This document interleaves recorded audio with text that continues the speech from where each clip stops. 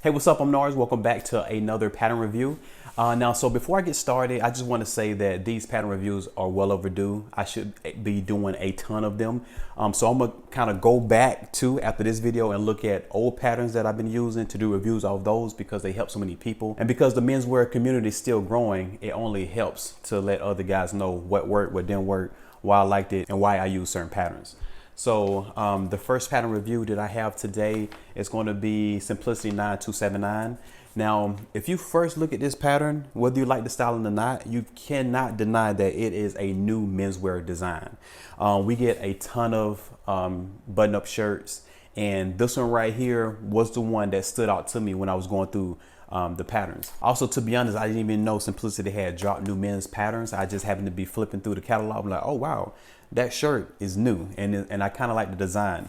Some of the things that I do like about this shirt design is the oversized sleeves, and I like the options that they give you with the body length. I like the shorter body length because it gives it more of a boxy look. So I did view B, but I switched out the sleeves with view A.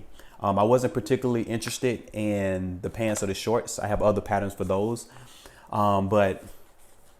This was a really cool pattern to work with.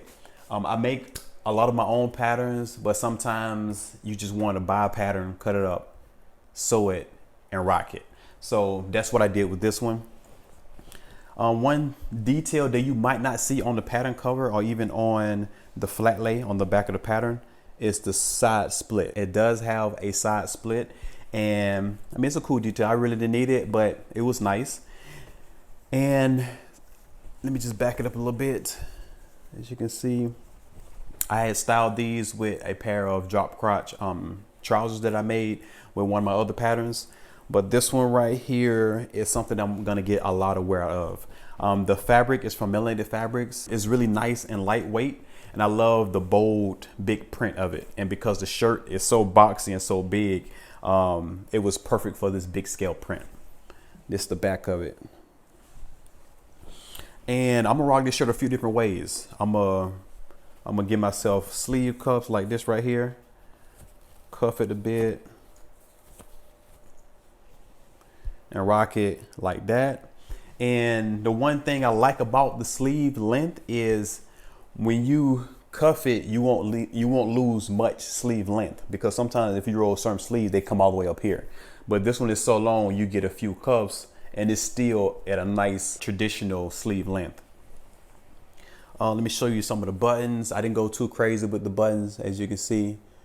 You know what I'm saying? Just did something that coordinated with it, nothing too crazy, nothing too bold.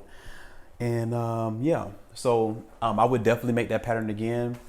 I cut out a size 38.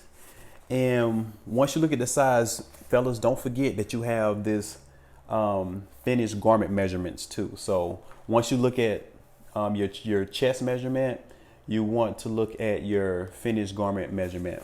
So the finished garment measurement was a 46 and a half measurement.